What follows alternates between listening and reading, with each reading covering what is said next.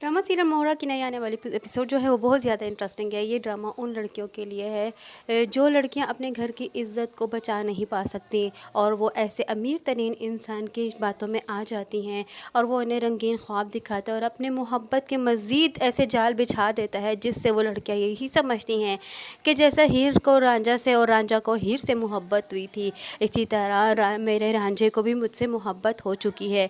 लेकिन आजकल की लड़कियाँ ये बिल्कुल नहीं समझती कि आजकल वो मोहब्बत नहीं रही और हीर रांझा जैसी मोहब्बत तो एक मिसाल है और वो वैसी मोहब्बत क़यामत तक कोई नहीं कर पाएगा। लेकिन फिर भी लड़कियां ऐसे लड़कों के जाल में फंस जाती हैं क्योंकि मोहब्बत भरी बातों से हर कोई फिसल ही जाता है। इसलिए लड़कियों को अपनी इज़्ज़त का ख्याल रखना चाहिए और अपनी इज़्ज़त के साथ साथ अपने माँ बाप की इज़्ज़तों का भी ख्याल रखना चाहिए। और ये ऐसी ही लड़कियों के लिए ये ड्रामा बनाया जा चुका है और ये एक हमारी ऐसी जनरेशन के लिए सबक आमोज़ ड्रामा है। इसलिए हमें ऐसे लड़कों से बचकर रहना चाहिए। जैसे कि ये स्टोरी में बताया जा रहा है कि अनुषे भी जो है वो सिकंदर की बातों में आ चुकी है। सिकंदर एक अमीर तरीन शख्स है, भले ही अनुषे को सिकंदर की दौलत से कोई मतलब नहीं है। सिकंदर की मोहब्बत भरी चिकनी चुपड़ी बातों से मुतासिर हो चुकी है। यहाँ अनुषे को ये लगता है कि जैसे कि रांझे को हीर से मोहब्बत हुई थी, इसी तरह सिकंदर को मुझसे मोहब्बत हो चुकी है और वो हसीन तरीन यादों में सिकंदर की रहती है। यहाँ सिकंदर उसे मजबूर करता है कि वो उससे कोर्ट मैरिज कर ले, लेकिन यहाँ अनुषा जो है वो बिल्कुल बात नहीं मानती और उससे इनकार कर कर चली जाती है कि तुम्हें अपने घर वालों को इंसिस्ट करना होगा और तभी ये शादी एक रूल के मुताबिक होगी, वरना मैं अपनी माँ के बगैर कहने के बगैर या अपनी माँ के बगैर ये शादी कोर्ट मैरिज नहीं कर सकती। यहाँ ये इनकार कर तो लेती है, लेकिन सिकंदर तो चूँकि वो फंसाने पर तुला हुआ है और खेल खेल रहा है एक बहुत बड़ा अनुषे के साथ। अनुषे तो इस बात से बेखबर है। या सिकंदर जो है अपनी जान लेने का बहाना करता है और अनुषे भी काफ़ी ज़्यादा परेशान हो जाती है और उसको भी ऐसा लगता है कि सिकंदर ने वाकई में अपनी जान लेने की कोशिश की है उसकी जुदाई के गम में। यहाँ अनुषे जो है वो एक हसीन तरीन यादों में गुम है और वो बहुत ही बड़ी गलतफहमी का शिकार हो जाती है। बार बार सिकंदर अनुषे को इस बात के लिए मजबूर करता है कि वो उससे कोर्ट मैरिज कर ले, लेकिन यहाँ अनुषे शादी नहीं करना चाहती इस तरह की जिस तरह कह रहा है सिकंदर। आखिरकार सिकंदर जो है बहुत ज़्यादा मजबूर करता है। सिकंदर ऐसी ऐसी हरकतें करता है जिससे अनुषे को ये लगता है कि अगर वो उसे ना मिली तो सिकंदर वाकई में कुछ कर बैठेगा, क्योंकि सिकंदर बार बार उसे यही कहता है कि अगर तुम मुझे ना मिली तो मैं मर जाऊंगा और फिर तुम मेरे जनाजे पर मेरा मुंह देखने आ जाना। और यहाँ वो एक मरतबा खुदकुशी का नाटक भी कर चुका है अनुषे के साथ।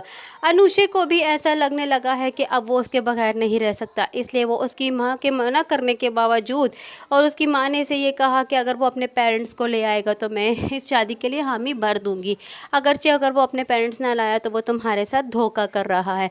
लेकिन अनुषा तो इस वक्त उसके मोहब्बत के जाल में अंधी हो चुकी है, इसलिए वो जो है अपनी बातों माँ की बातों को इग्नोर करेगी और इस तरह अनुषा आखिरकार आ जाती है सिकंदर के पास। तो सिकंदर को कहती है कि तुम मुझसे क्या चाहते हो, और सिकंदर उसे यही कहता है कि मैं सिर्फ़ और सिर्फ तुम्हें अपनाना चाहता हूँ, तुम्हें पाना चाहता हूँ, तुम्हें किसी सूरत में खोना नहीं चाहता और तुम मुझसे खो रही हो, इसलिए मैं ये सब कुछ बर्दाश्त नहीं कर सकता। आखिरकार अनुषा सिकंदर को कह देती है कि मैं इस शादी के लिए तैयार हूँ।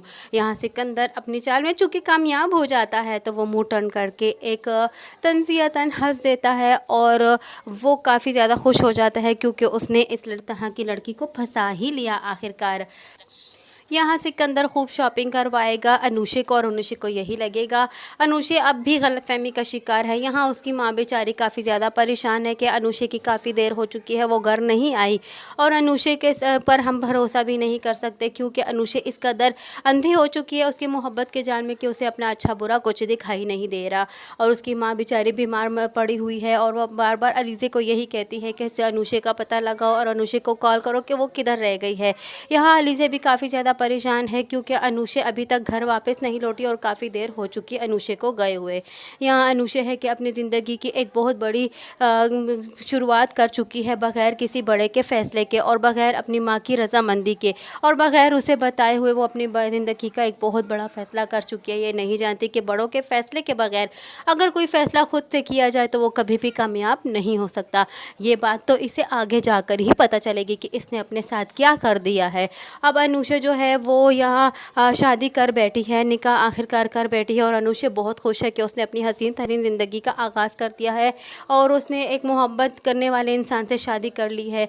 और अगर वो कर लेगी तो अगर ये मुझे खुश रखेगा चूँकि और मेरी माँ खुद ब खुद मान जाएगी। लेकिन ये नहीं जानती कि ये अपनी ज़िंदगी के साथ एक बहुत बड़ी बाजी खेल चुकी है और उसको ये आने वाले वक्त में पता चलेगा कि उसने अपनी माँ की बात ना मानकर कितना बड़ा गुनाह किया है और कितनी बड़ी अपने साथ गलती कर दी है और अपनी ज़िंदगी को एक अजीब से मोड़ में ले आई है। अब यही बात जाकर आगे ही अनुषा को बहुत बड़ी परेशानी का सामना करने पड़ेगा। यहाँ इस वक्त तो काफ़ी ज़्यादा खुश है अनुषा अपनी ज़िंदगी की शुरुआत कर क्योंकि उसे ऐसा लगता है कि उसने बहुत अच्छा फ़ैसला कर दिया। यहाँ उसकी माँ बेचारी चारपाई पर पड़ी हुई है बीमार और उसको उसकी फ़िक्र सताई जा रही है, लेकिन यहाँ वो नहीं जानती कि वो अपनी ज़िंदगी का बहुत बड़ा फ़ैसला कर चुकी है। यहाँ जब अपनी ज़िंदगी की शुरुआत कर लेती है तो दोनों ही एक ही जगह पर काफ़ी ज़्यादा खुश होते हैं और यहाँ सिकंदर जो है अपनी जो पिक्चर जो है खींच लेता है अनुषा के साथ और अनुषा के पूछने पर वो उसे बताता है कि मैंने अपने डैड को ये पिक्चर भेजी और उन्हें बताया है कि हाँ मैंने आपके लिए कितनी प्यारी बहू का इंतखाब कर लिया है। यहाँ अनुषा तो बहुत ज़्यादा खुश है कि शादी हो चुकी है। अनुषा जब उससे ये सवाल करती है सिकंदर से कि अगर तुम्हारे डैड राज़ी ना हुए तो फिर तुम क्या करोगे, तो यहाँ पर सिकंदर उसे बातों ही बातों में कह देता है कि फिर मैं तुम्हें छोड़ दूंगा। यहाँ अनुषा एक परेशान हो जाती है और वो सिकंदर का मुंह देखती रह जाती है। खैर फ़िलहाल तो सिकंदर उसे बताने वाला नहीं है। सिकंदर इस बात को हंसकर टाल देगा और उसे यही कहेगा कि मैं तुमसे मजाक कर रहा हूँ। कभी ऐसा हो सकता है कि जिस लड़की को मैंने इतनी मुश्किल से हासिल किया और उसे मैं यूँ अपने हाथों से जाने दूँ और अगर मैंने ऐसा ही करना होता तो फिर मैं अपने डैड से छुपकर शादी क्यों करता। मैं तुमसे शादी कर ली है, अपनी ज़िंदगी की हसीन शुरुआत कर ली है, अब मैं तुम्हें कभी नहीं छोड़ने वाला। तो यूँ आने वाली एपिसोड में बहुत इंटरेस्टिंग स्टोरी होने वाली है। यहाँ अनुषा को अब पता लगेगा कि उसने क्या किया है अपनी ज़िंदगी के साथ। यही सब कुछ जानने के लिए जुड़े रहिए अनाया रिव्यू के साथ। और अगर आपको वीडियो पसंद आई हो तो वीडियो को लाइक करना और सब्सक्राइब करना हरगिज़ ना भूलिएगा। आपके सब्सक्राइब जो है हमें काफ़ी ज़्यादा मोटिवेशन देता है।